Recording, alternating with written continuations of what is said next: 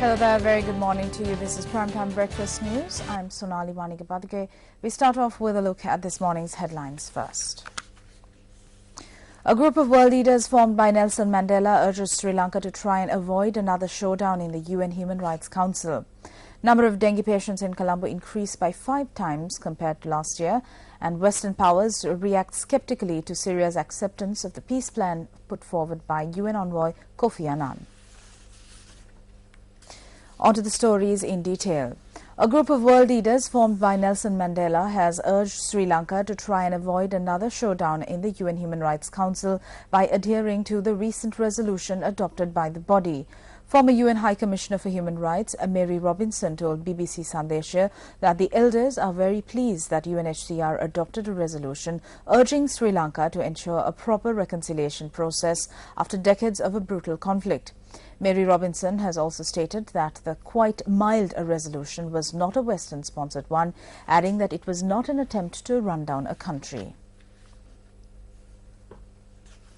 The Ministry of Health states that the number of dengue patients reported from the Colombo district has increased by 5 times than the number reported last year. Director of the Epidemiology Unit of the Ministry, Dr. Paba Palihawardena, stated that an increase in the number of dengue patients can be witnessed in the Kaluthara and Gampaha districts as well. Director of the Epidemiology Unit of the Ministry of Health, Dr. Paba Palihawardena, stated that the increase in the number of dengue patients is high in Colombo, Kaluthara and Gampaha districts in the Western province than the number of patients in other districts. She said that the increase of the number in Colombo district is 5 times higher than the number reported last year, while the increase in the number of patients in the Gampaha district is 3 times higher than last year. She went on to say that over 8,000 patients have been reported so far island-wide. According to Dr. Palihawardena, studies conducted into mosquito larvae have revealed that garbage disposed by households act as a breeding ground for mosquitoes. She urged the public to show much interest in destroying the breeding grounds of mosquitoes in their households and work environment. The National Transportation Commission says that bus halts will be newly constructed for the long-distance buses plying from Galle to Colombo to Galle. Chairman of the National Transportation Commission, Roshan Gunawardena, stated that activities pertaining to demarcating bus halts will be concluded by the 5th of May. He stated that this promise was made during discussions held with bus owners recently.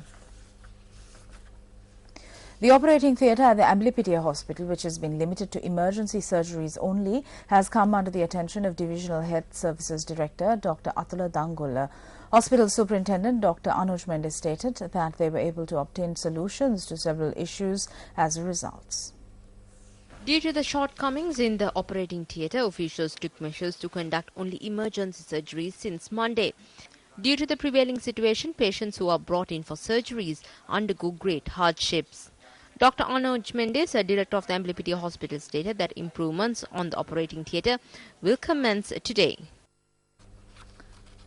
The police has confiscated a stock of iron used for the construction of railways from the Ratmaliyaya area in Putlam, which was to be transported illegally.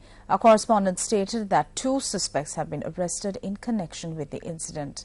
The stock of iron has been confiscated on a tip-off received by the police, while it has been loaded onto a lorry. The suspects will be presented before court later today.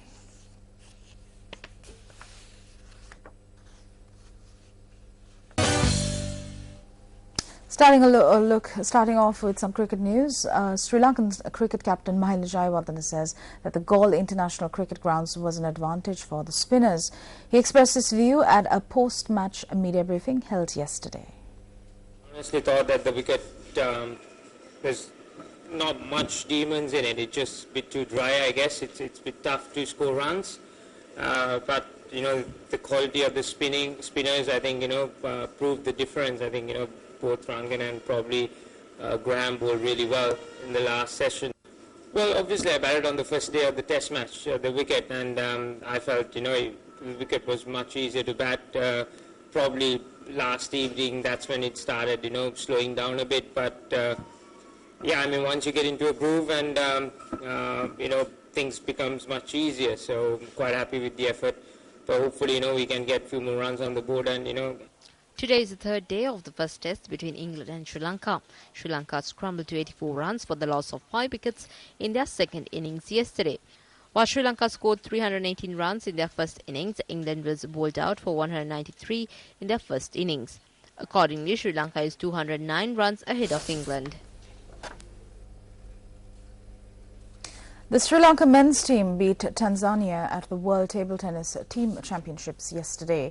Meanwhile, the Sri Lanka women's team will try their luck against the Chilean team later today.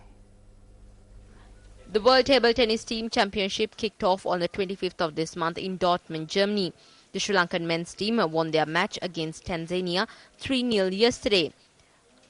Rohan Sirisena, Nirmala Jayasinghe and Dinesh Deshapriya represented Sri Lanka in the men's category. Meanwhile, the Sri Lankan women's team consists of Ishara Madurangi, Umaya Tilakaratne and Erandi Varusubitana won their matches against Finland.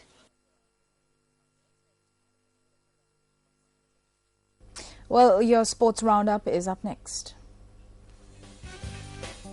Shahid Afridi has expressed relief after playing a key role with both bat and ball in Pakistan's win against Bangladesh in the Asia Cup final.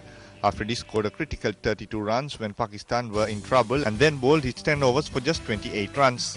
Before the final, Afridi had only managed 2 wickets in the Asia Cup against Bangladesh, having failed to make an impression against India and Sri Lanka.